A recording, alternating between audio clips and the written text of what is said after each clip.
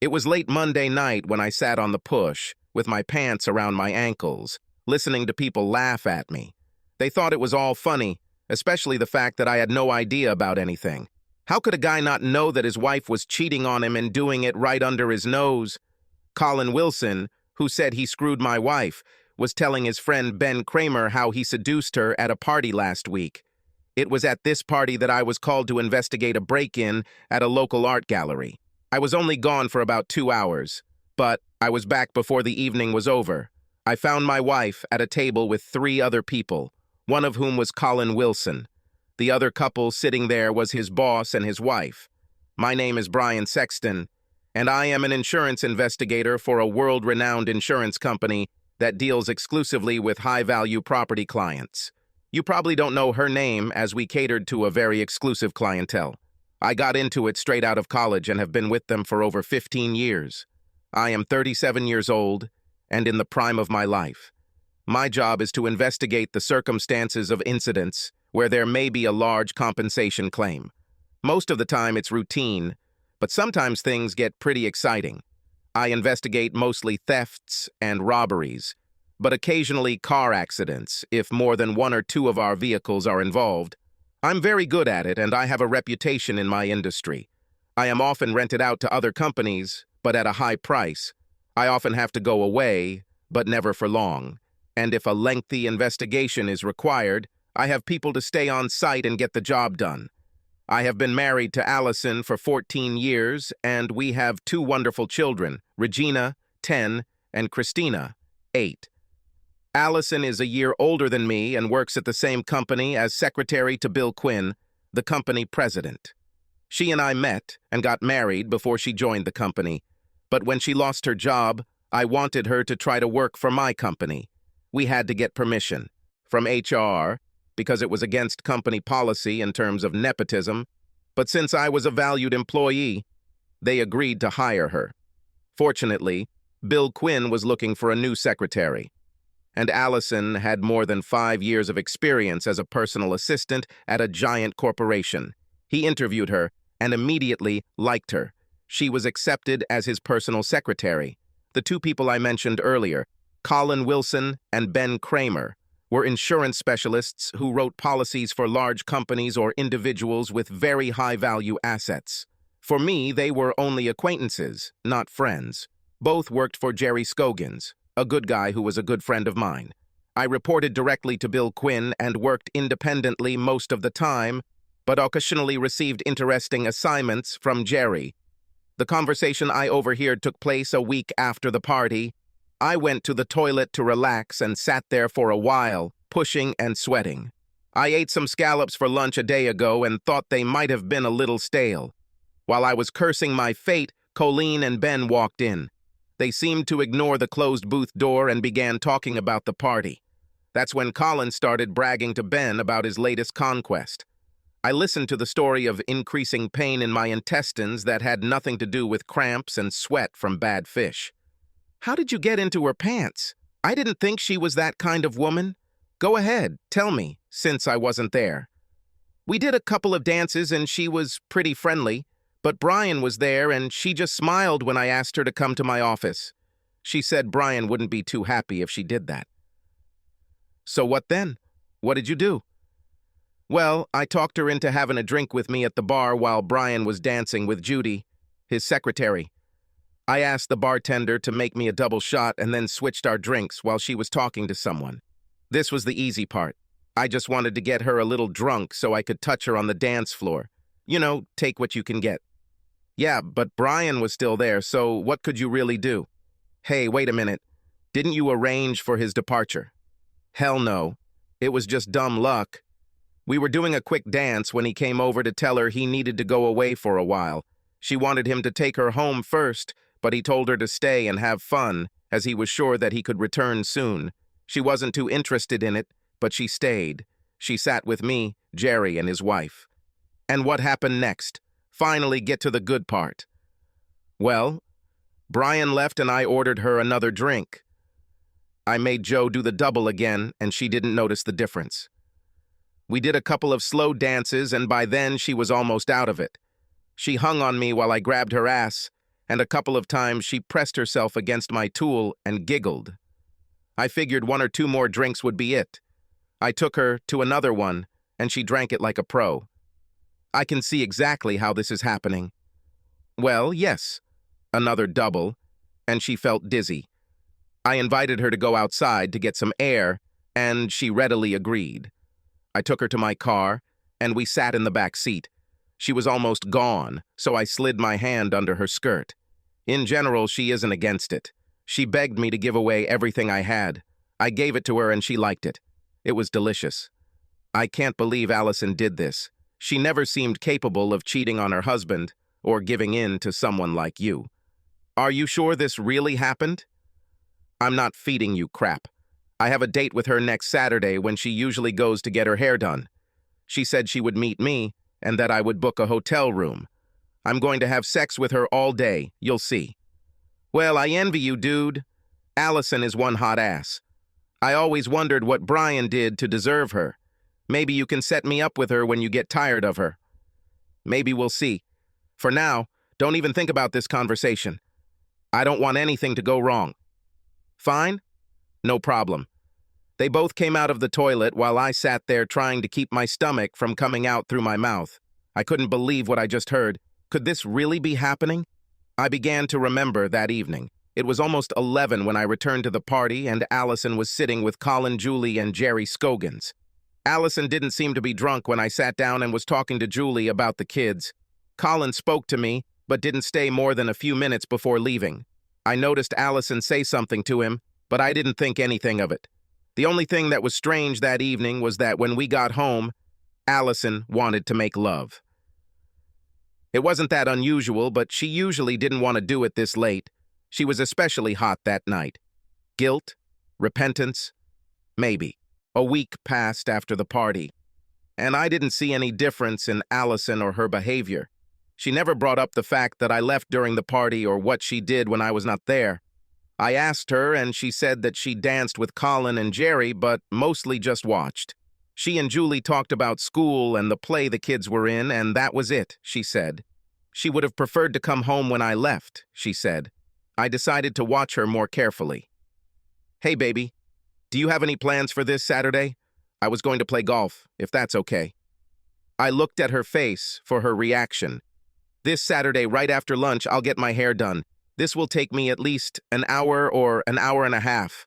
Where will you go to play golf? So was she going to get her hair done? How does Colleen know about this if she didn't tell him? I didn't even know this. It seemed like everything was too real. I think of the country club. I'll see if Ben Kramer can join me. I think he and Jerry are dicks, don't they? I have no idea. I know Jerry does, but I don't know Ben or his wife very well, so I don't know. Me too. Hey, what about Colin Wilson? You talked to him at the party, didn't you? He might as well go too. Allison turned and looked at me strangely. She paused before answering. Why do you want to go with him? He, excuse the expression, is an asshole. I had to dance with him a couple of times at a party, but he really creeped me out. He is still a fruit. Now I was wondering, is she trying to talk me out of asking him if he would go with me? Or is she trying to convince me that she doesn't like him? Either way, it was very unusual for her to talk about someone else like that. Oh, I don't know much about him, but he's Ben's friend, and they seem to share everything. Maybe this is a bad idea. I'll just call Phil and Charlie. They always want me to join them. That sounds like a better plan. Stay away from Colin. You shouldn't mess with him. Okay, he's not on my list anymore. So you don't mind golf? I don't mind, because I'll still be absent. Why don't we have dinner at the Cypress Inn restaurant later? I'll have a nice haircut and you'll relax after playing golf. You can take me out and be proud of me. I can give Chrissy and Jean to my parents.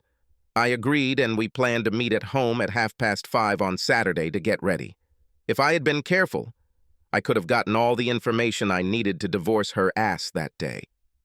It would be very nice to tell her everything over dinner in one of the most beautiful places in the city. The next day at work, I went down to the control room to get some things I needed to stalk my wife and her lover. I decided to take one of the company's surveillance vans. I could leave it in the company parking lot until Saturday morning when I went golfing. I grabbed 2 small transmitters to put in her purse and car, and one of the small GPS units I could install in her car. This will tell me exactly where she was at every moment. The van was also video-capable, but I couldn't decide what to do with it. Since Colin said they were going to a motel, there's no way I could film. Maybe I could put the camera in her jacket, but only if I knew for sure that she was going to wear it. I could try, but I wasn't sure.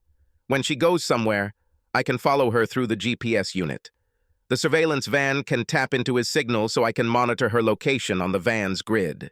It was programmed with local street maps, so I could locate the actual address within 30 meters. The audio transmitters picked up any voices and I could record them in the van. This can all be done automatically, so I don't even have to be in the van. All I have to do is leave it a mile from where she was. Not weak. I planned to spend the rest of the week just observing. I was very good at this, as this was what I did for a living. I looked at Ben and Colin, but didn't see anything unusual. I usually visited my loving wife at least once a day, but now I visit a little more often. I still hadn't seen anything to make me suspicious, but I decided to try to see what I could get from Ben. He was working on policies for a large factory complex, and I used to spend some time just looking at the site and putting together contingency plans for a possible disaster. This was called risk analysis, and was part of any risk insurance process. That Tuesday I stopped at his desk across from Colleen. He was working on his project. "Hello, Ben. Today I'd like to take a look at the Baxter plant plan. Do you have time to take me?" He looked up with a distracted expression on his face until he realized what I was talking about, and then he simply shrugged. "Of course, I can go anytime. I still need to go back there to take some pictures. When do you want to go? How about an hour or so? Great. I'll stop along the way and pick you up at your desk." Afterwards, I said a few more words, and as I turned the corner, I looked back just in time to see a grin between Ben and Colin. They looked at me the whole time until I left their sight. Interesting? Assholes. I decided I was going to make Ben pay. He wasn't guilty of anything other than colluding with Colin and making rude remarks about my wife, but he knew about the plan and decided to watch Colin scam me. So he was just as guilty as far as I was concerned. Ben pulled up next to me about an hour later as planned, and we left in my SUV. I inserted one of the small transmitters into the car console. It can capture any conversation in or around the SUV. I wanted to have on record some of what I was going to say to Ben, something that would only be between him and me. As we left the parking lot and began the 25-minute drive to Baxter, I spoke. "So tell me, Ben, did you enjoy last week's party?" "I wasn't there, Brian. I was on a trip, so I missed all the fun." "What was interesting, Ben? How did Colin fuck my wife? Is this what you missed?" Ben was stunned and didn't know what to say. He stuttered and shifted in his chair and actually reached for the door handle until he realized where he was. Finally, he fell and looked at me. "How do you know?" "All I know is what Colin told me. I don't even know if this is true." "Do you think he would lie about something like that? Do you think he made it up?" "I don't think so, no." "But how did you know?" "You weren't even there, from what I heard." "You've been gone for a couple of hours?" "That's when everything happened. Colin said he got her drunk and then took her to his car." "As far as I know, this is not your concern. I just want to know what else Colin told you. Does he have any plans for another meeting?" This was to see if I could trust everything this idiot told me.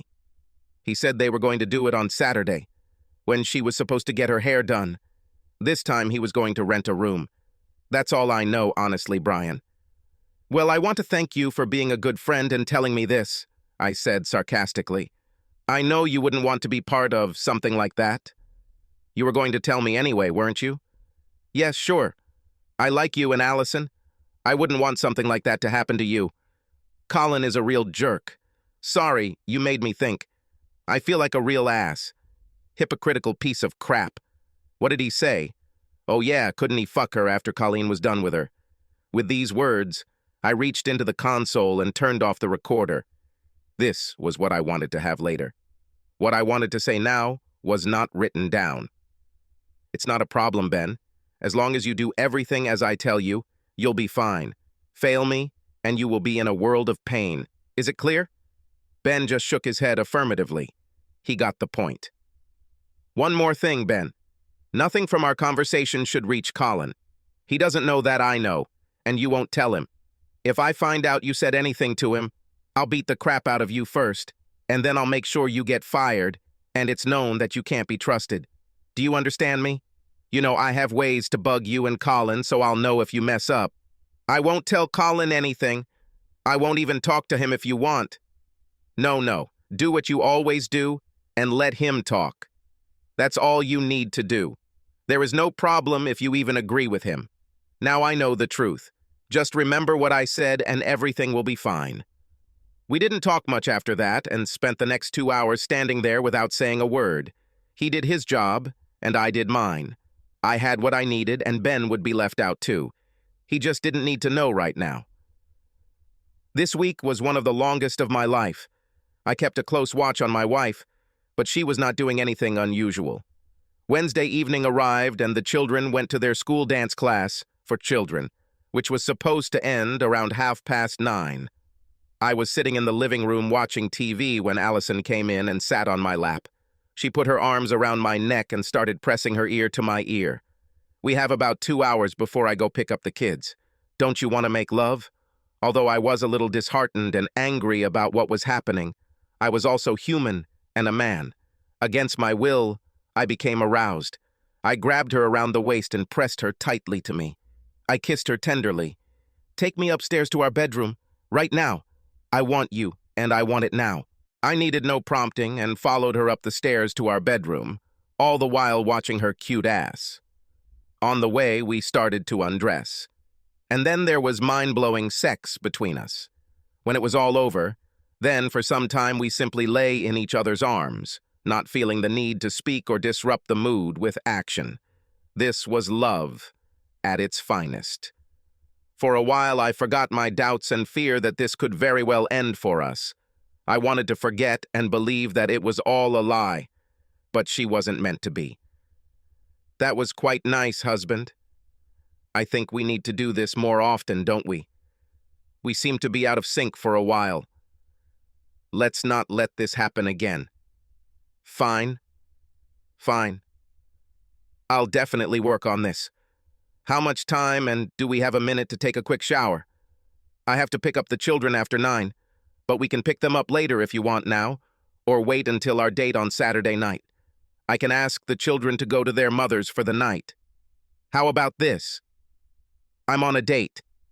Anything else on Saturday? How is it okay? You have golf, and I have a meeting with the hairdresser. Then, love, we have a dinner date, and after that, I'll be yours whenever you want. And you better do lots and lots of that for me.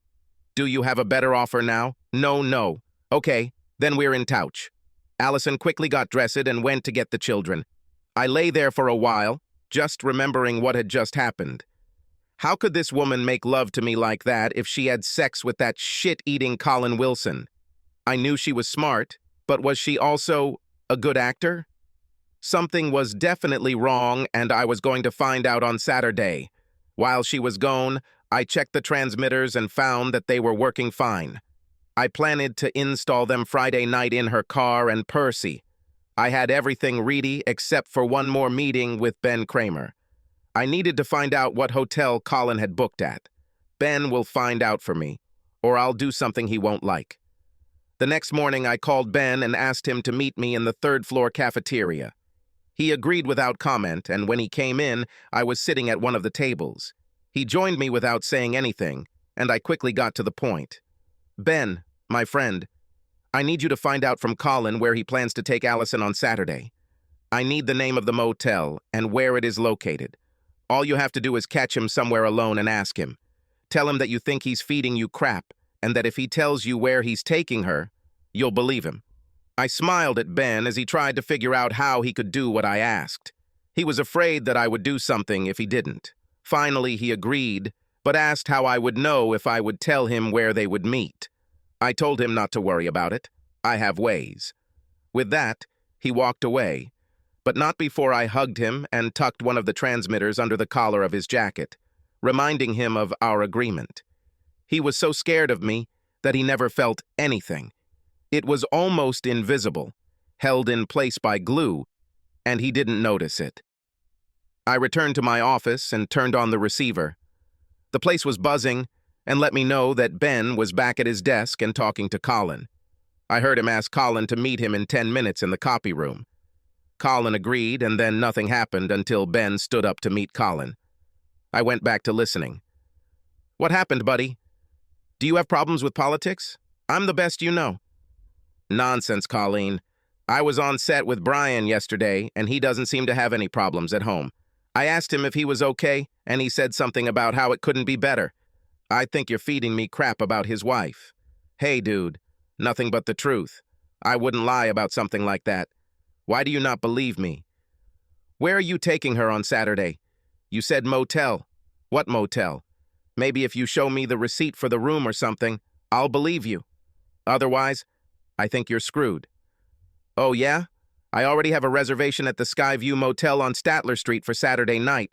I can check in at 2 o'clock in the afternoon, and she will be there by 2:15. How do you like this fact? You can call Skyview and check my name on the reservation. Is this enough for you? Do you want to use my cell phone?"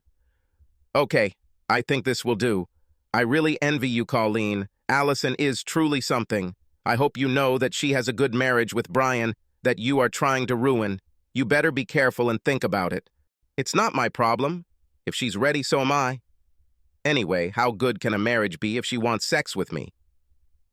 That was all that was worth hearing, so I turned off the receiver and just let it record the rest. Now I was almost ready to believe everything. I was really hoping that Colin would back down and admit that he made it all up, but now he had confirmed the number and was just waiting. At least I had the address so I could connect it to the equipment in the van and let the rest work automatically. Maybe I could just park the van there on a Friday night, turn on the equipment on Saturday around noon, and forget about it. Everything else will be done automatically, and I won't need to be nearby. I didn't want to see or hear my wife as she tore my heart out and stuffed it in the toilet. Now I was lost. I could only continue and try to get what I needed to get back at her, Colin and Ben. The first thing I did was call the motel, and they confirmed that Colin was registered. At least part of it was true. Now I just had to wait until Friday evening. But then I had a thought. What if I could take a photo of them entering the motel room? I decided to visit the motel that day and see what I could do. I walked into the Skyview Motel office and waited for the clerk. He was an unscrupulous character, which was good for me. Honesty is not what I was looking for right now. "Hi, friend. I am an investigator for an insurance company, and I need information. I have an ID and a warrant for you." With that, I quickly flashed my badge and handed him a genuine document, which to most people looked like a search warrant. It was a fake, but I was counting on the fact that he was not smart enough and that he would be easy to deceive. The $100 I slipped on him didn't hurt either. "Yes, sure. What do you want to know?" I asked him to confirm Colin Wilson's reservation and asked if he had a room number. He said no, so I asked if he could give him a room on the first floor overlooking Statler Street. He tricked and tickled until I slipped in another $50 and finally gave me a room number that would allow me to shoot a video. I let him know about the van that would be parked on his property, and he just shrugged and said it was no big deal. I thanked him again for his help and gave him another $50 for his silence. He gave me a devilish grin and put the bills in his pocket. After I left, I decided that I could now get the video I wanted by pointing the camera through the front window of the van, which I would park in front of their room. Now, I am packed. Friday at work was pretty tough for me. I didn't know what to do with myself, so I walked up to Bill Quinn's office under the pretext of talking about my visit to an art gallery that had been robbed. He didn't really need to know, but I wanted to see my wife. As I walked down the hallway, her face lit up when she saw me. She waved at me, beckoning me to her table, and I walked over. "I really enjoyed the last few days. You see me more often than before. I'm not complaining, but what happened? Is there something going on that I should know about?" "Nothing like that, as far as I know. I just like seeing you, that's all." "Is Bill inside?" "Me too. And yes, he's inside. Do you want to meet him?" "Yes, if it's possible. I need to talk to him about working at an art gallery." I went in and talked to Bill for a bit. Bill was very young to be a president, but I knew that he had made a reputation for himself some time ago. He launched this site as well as most of the other places and put them into operation. I knew he owned a good portion of the company. He had a wonderful wife named Naomi, whom I met several times. She looked like your typical trophy wife, blonde, slim, sexy as hell, and truly gorgeous. She and Allison were about the same age and talked often, and Bill and I were quite close. While I was there, I asked him point blank what he thought of Colin Wilson. At his request, I often spoke about the work of other employees, as he insisted that I take on more responsibility as management, but the issue was mine. Why do you want to know about Colin? Is there something I should know about? I need you to tell me if one of my employees is having problems or causing problems. This is true? Well, I might have big problems with Colin. I don't really like him and Ben. Perhaps I may have more information for you this weekend. If everything works out as I expect, I'd like to be able to call you at home on Sunday if that's okay. Otherwise, I'll wait until Monday. Let's see. Until then, I'd prefer you not tell anyone about this. Fine. No problem. I'll wait. You know I trust your judgment on these things. You have always been fair in your assessments, and I respect that. I would just like you to consider taking the position of vice president that I offered you. As per your request, I still haven't mentioned this to Allison, but she should know about it. In fact, if you don't tell her soon, I will. I'm just waiting for the right time to bring this up. This means a lot of changes for us, so I wanted some time to think about it. I'll be sure to let you know next week. Is it coming? This is cool. So, are you finally going to look into it? I promise I will do it. I've been thinking about this a lot lately, so I need to make a decision soon for my own reasons. I walked out of his office, stopping to say a few words to Allison before heading towards Ben. At his desk, I stopped for a second and said loud enough for Colleen to hear that I thought his assessment of Baxter's performance was correct. I then gave him a thumbs up to let him know that I had heard his conversation with Colin. His eyes opened very wide, but like me, he said nothing. He just nodded. I patted him on the back as I removed the small transmitter. As before, he felt nothing. I finished the day without any distractions and waited for Allison before heading home. I wanted to tell her that I needed to take the van to someone and that I would catch a taxi to my car, so I would be a little late. She kissed me goodbye and went home. I noticed Colleen standing by the door, watching her leave. He looked at me and turned away to return to his seat. I dropped the van, locked the camera in position, making sure it captured the right room the clerk gave me. I locked it and reminded the motel owner that I was supposed to leave it there for the night, and maybe tomorrow. I slipped him another $20 and thanked him for his understanding. He put the money in his pocket and shook hands. With that, I went home. Friday night at home was another surprise. Allison ordered pizza for the kids and said she made sure they went to Grandma's that evening.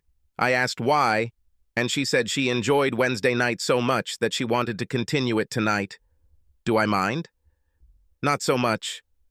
Well, Friday night was almost the same as Wednesday night, except we did something new. While I was enjoying it, I had a sickening feeling thinking about where she could have learned all this. But when I asked her about it later, she giggled and pulled a book out of her nightstand and showed me an article about making love after 35. I'll be damned if most of what we've been doing the last 2 nights wasn't there. I really enjoyed it that night. I tried to do everything she wanted me to do, and I succeeded. It took most of the night, but so what? I promised myself that I would take some Viagra. We lay next to each other, and I finally plucked up the courage to ask her where all this came from. Allison, I like what we do, and I really want to please you, but I have to ask, where does it come from? Why now? If I didn't trust you so much, I'd wonder if there might be a guilty conscience involved. Sorry, Bree. Naomi told me something last week that I can't repeat. I just keep thinking about us and the girls and our life together, and it makes me so happy sometimes that I just need to express myself. It turns out that I chose this path because I wanted to show how much you mean to me. I listened, and seeing her happy made my heart burn.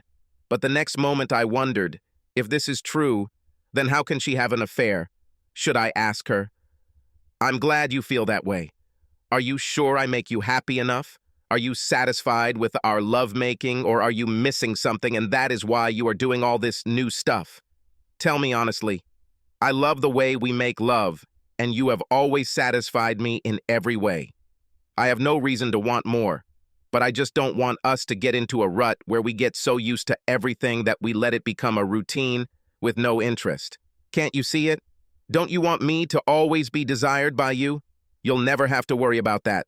I love you and always will. I can't imagine anything ruining what we have. That's good because I won't allow it. You are mine, now and forever. We spent the rest of the night in each other's arms and woke up the same way. I was pleasantly exhausted, but wanted to shower with Allison. I shook her and pulled her into the shower with me. She went willingly and with mocking irritation. She complained bitterly about being taken out of her warm bed, but when I let her go, she didn't leave.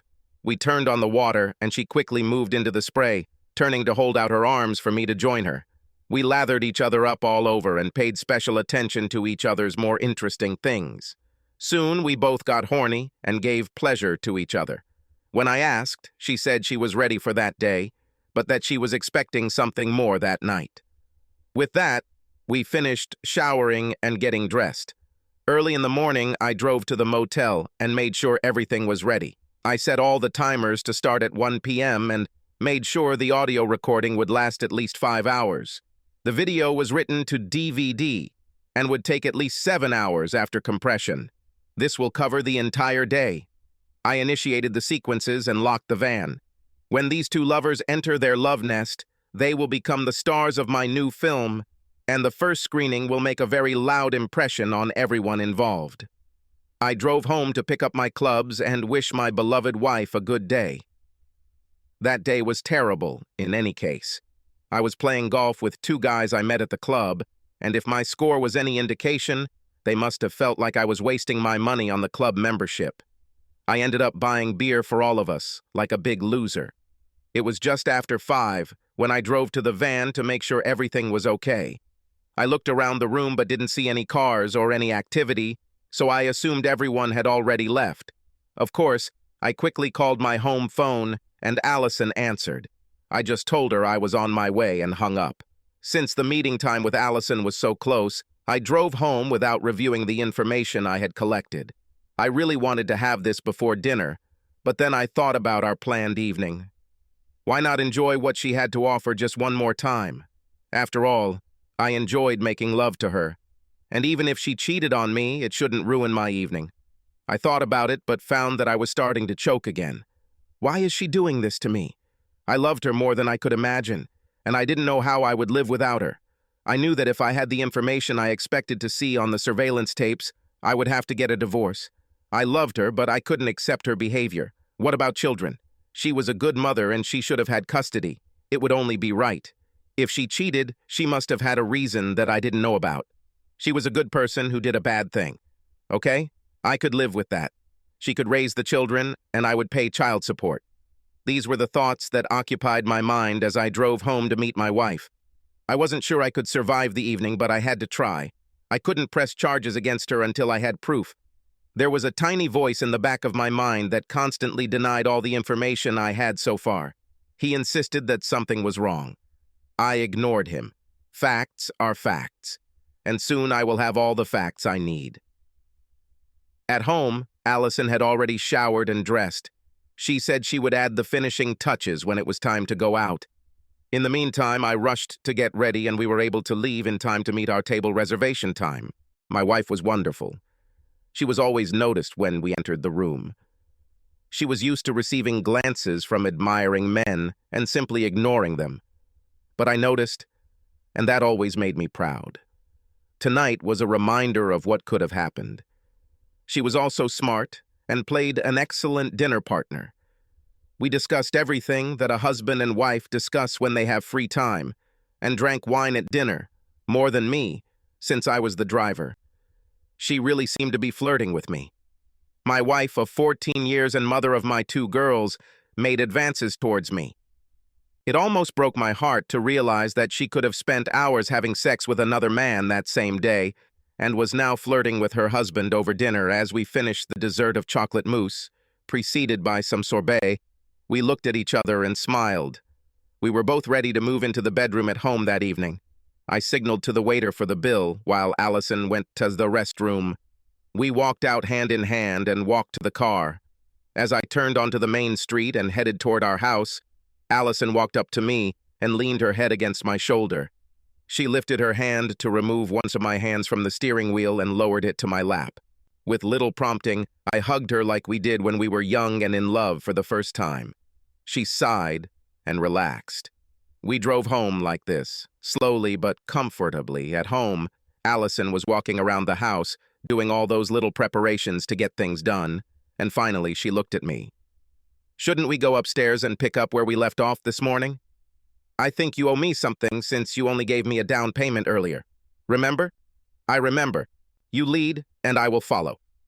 We quickly went upstairs to the bedroom, and Allison stood in front of the bed. I stripped down to my boxers and socks. She took off her top and bra, leaving only one strand of pearls on. She reached out to remove it, but I stopped her hand. "Leave them alone. You look so sexy standing here wearing nothing but the pearls around your neck. You are incredibly beautiful. I could watch you all night. This is something only you will see. I am completely yours, and I want you to do whatever you want with me. I want this night to be the first night of the rest of our lives together. Are you sure? Is this what you want? I wouldn't do anything to hurt you or make you feel ashamed. You should know that. I trust you completely and give myself completely to you. I love you with all my heart." At that moment, I believed her and knew that no matter what I found the next day, I would never give up on her. I would put it off until tomorrow. Tomorrow. Today, I will love this woman with all my heart. That night, we did something I had never done before. We made love in positions I didn't think possible, and she did things to me that I never thought possible. Sometimes she would laugh and quote the page number when I asked her about her fantasy, but it was a magical night. That night, I learned to love talking, giving, and receiving. God, what a night! We fell asleep in each other's arms and woke up late Sunday morning. She didn't want to get up, so I suggested an encore of one of our favorites from the night before. She quickly agreed, and we made love one more time before finally getting up. Sunday meant she had to pick up the girls. I said that I needed to get there quickly to check on the van and that I would be home soon. She said she would probably stay at her mom's for a while before returning. This left me time to get the tapes from the van and see what they contained. I still had to check what I left in her purse and car, but that could be done later. She left, and I drove to the van. I got all the films and prints out with no problem and took the van back to the production facility. I called a taxi to pick me up and take me back to my car and drive home. The first thing I did was look at the GPS printout. She told me that her car was indeed on Statler Street, where the motel was. And from that moment, my heart almost stopped beating. I hoped against hope, but apparently it didn't happen. I almost didn't bother to go any further, but wanted to watch the video for myself to confirm. I turned on the TV and DVD player and inserted the DVD. I pressed play and sat down to have my heart broken. The picture was perfect, and the room was in the center of the screen. I fast-forwarded until I saw a car approaching and slowed down to normal speed. I saw clearly and distinctly Colin Wilson get out of the car and open the door to the room. He entered and closed the door. Rewind again until another car appears. I watched as a woman came out and walked to the door. She knocked and Colin opened the door. He smiled and the woman approached him. As she entered the room, she turned to look around and I saw her face. My heart started beating in my chest and my pulse was going through the roof. I paused the video, went back to the beginning, and watched it all the way through before extracting it. "Well, I'll be damned," I said to myself. I had to immediately call Bill Quinn at home. There was one address I wanted to check, so I pulled my wife's address book out of my desk drawer. Sure enough, the address I needed was there, and it was what I thought it might be. I smiled to myself. Now I had all the information I needed to correct the situation. I called Bill at home, and he listened as I told him I needed to talk to him immediately. He told me to come, but I insisted that we meet somewhere else alone, just him and me. He was confused, but finally agreed to meet me at the TGIF restaurant near the office. We met there an hour later. Allison and the girls called and said they were going to dinner at her mom's and would be home later. This gave me the time I needed. I went to TGF and met with Bill. I wanted to talk to him before I showed him the DVD. I brought a portable player with a 9-inch screen and headphones so he could watch it there in privacy. He listened to me, and I could see him getting angrier and angrier. At first he refused to believe me and repeated this over and over again. Allison could never do anything like that. I played the tape of Ben's meeting with Colin and then outlined everything up to this point and made sure that Ben and Colin were completely involved in all of this. Ben was less to blame, but what he hid was the beginning of the end for both of them. When he heard Colleen talking about Allison, his face turned red and he became furious. He personally hired Allison and always treated her with respect, but I calmed him down and told him to watch the DVD before he said more. While he was watching the DVD, I saw his face fall. The pain was obvious, and I looked away to give him some privacy. He watched it all and finally stopped playing. He looked at me, and I waited until he was ready. When he calmed down, I made my only request. I want them both fired for violating the morals clause in their employment contracts, and I want them gone by Monday afternoon. If you agree with this, with all the information I have, you can do whatever you want. I will never mention this again. Bill looked at me in surprise, but began to smile. It was nice to see that smile. I didn't want him to be involved any more than necessary. I give you my word. This will be done first thing Monday, and I will personally escort them from the premises. They are like dead to me. I can also take further action, but it's better that you don't know what it might be. Fair enough. Fair. After that, I gave him a bag with all the surveillance data, with the exception of one small cassette, which I kept for myself. I needed it for my own purposes. My wife is in for a surprise. Bill and I talked for another hour or so and made some additional decisions that we'll take care of later this week. We shook hands as we parted, and Bill spoke to me again before I left. You are a good and decent person, Brian. I appreciate what you did and respect your actions in this matter. Things could have gone very badly if you were hotter. You have my gratitude and my respect. I felt better than I had for a while. I went home to see my family. They had no idea about the coming changes. That evening, everything was fine at home, and I was in a very good mood. Allison wanted to know what happened, but I told her she'd find out at work tomorrow. We were very tired from the night, or nights, before going to bed early just to sleep. Allison wanted me to hug her, and I was very happy to do so. We fell asleep in each other's arms, just like last night. Monday at work was full of activity. Allison called me at 9:30 to find out what had happened. I feigned ignorance and asked for details. She said Bill asked her to invite Ben Kramer and Colin Wilson to his office immediately. She said that they were both there now and that they were all screaming. I said that I was completely confused and asked him to let me know what else happened. She called 20 minutes later and said Bill had asked her to get security to come see him immediately. She covered the phone while talking to someone at her desk and then came back to tell me that Bill had asked security to escort Ben and Colin back to their desks. She quickly hung up and promised to call back. I didn't hear anything from her for the next hour until she finally called to say that both Ben and Colleen had been fired and that Bill wanted her to type up disciplinary letters for both. The reason for dismissal was to be a violation of the morals clause. She was very excited. This was the most unusual thing that had happened in her time as Bill's secretary. She demanded that we go to lunch together and discuss it. I agreed. Over lunch, Allison continued to talk about what had happened that morning.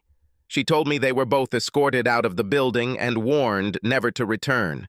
She said Bill had been angry and agitated all morning and even yelled at her once before quickly apologizing. Finally, she ran downstairs and asked me what it was. How do I know anything about this? Bill told me to ask you when I asked him. He said, ask Brian. He knows everything about it, and he's the one who opened my eyes to a lot of things. That's what he said, so go ahead and shoot. Before I tell you what happened, I want you to listen to this tape first. I gave her a tape of Ben and Colin talking about the motel. She began to listen with interest, and then I watched as her face turned pale. She looked at me with her eyes wide open and her mouth making an oh surprise shape. She listened to the end and then angrily took off her headphones. It is not true. He's lying. I never went to any motel with him and I never would.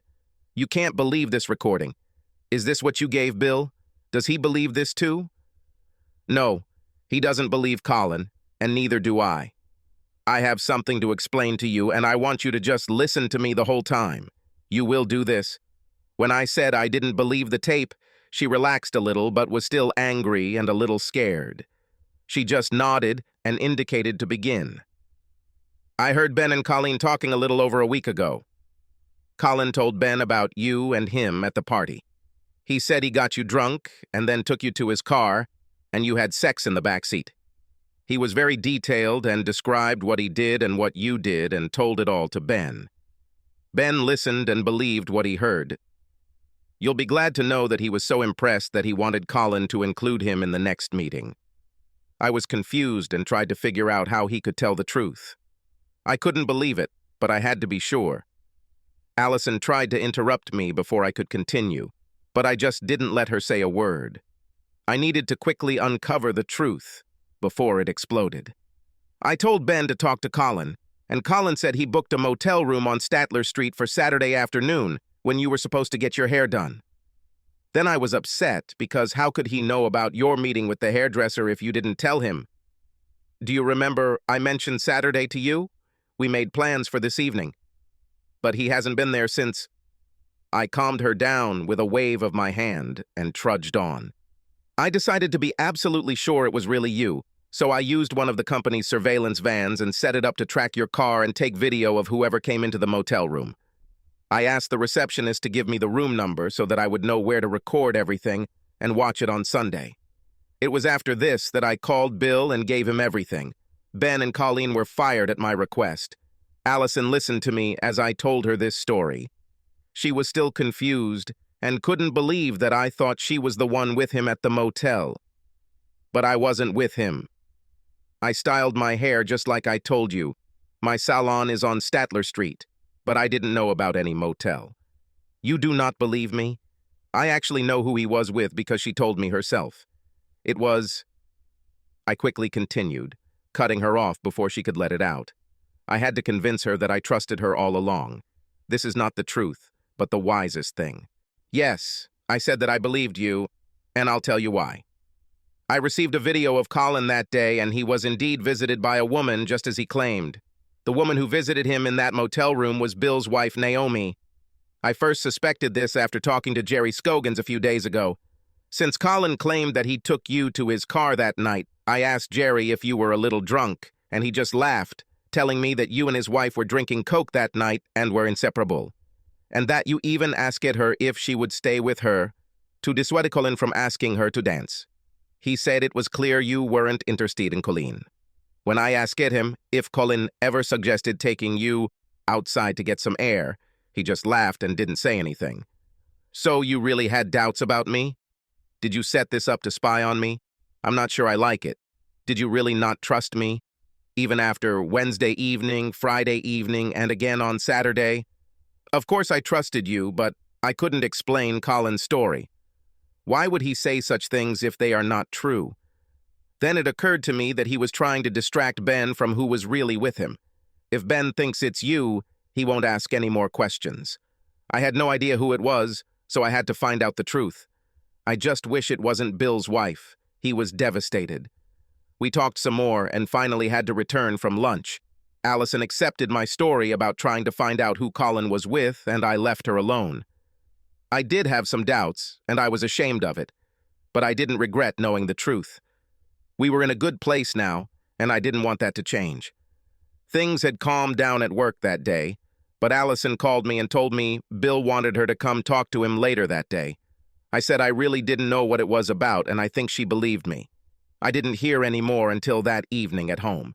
We ate dinner. The girls were active as usual with phone calls and bathroom appointments and other things only they understood. But they finally curled up and went to bed. We enjoyed the silence for a while until Allison told me what Bill wanted. He told me to think about how lucky I am to have a man like you as a husband.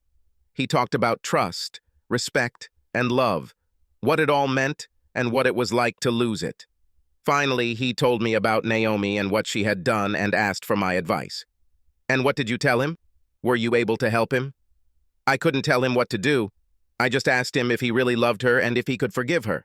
If possible, I convinced him to talk to her and let her explain herself. But I told him that if he couldn't get past this and forgive her, then he should leave her right away. Don't drag your feet and don't let things become bitter. He listened to what I said, so maybe I helped. I'm sure it helped. He didn't mention anything about me? No, nothing more. Is there something else? Well, yes, there is. Bill offered me a position as the corporation's vice president of investigations. I would have complete control of all investigators in all offices around the world, and I would have a choice of where I lived. We could move to California or Florida or wherever we have a branch office with more than 5 investigators. I will still report to Bill, but only to him. This will mean a lot more money, as well as benefits, such as shares and other things. Allison screamed and jumped into my lap, hugging my neck. She couldn't let me go and couldn't stop laughing with joy. When did it happen? Is it because of what you did today? Is this some kind of reward? Now, who doubts whom? Bill suggested this to me 6 months ago. I just wasn't ready to think about it until now. I think the thought of losing everything I've done somehow made my choice more real. For a while last week, I thought I might have lost you. This got me thinking. Brian, you could never lose me like this. I won't go to anyone else. It will never happen, and you will never think like that again. Can you hear me? Never again.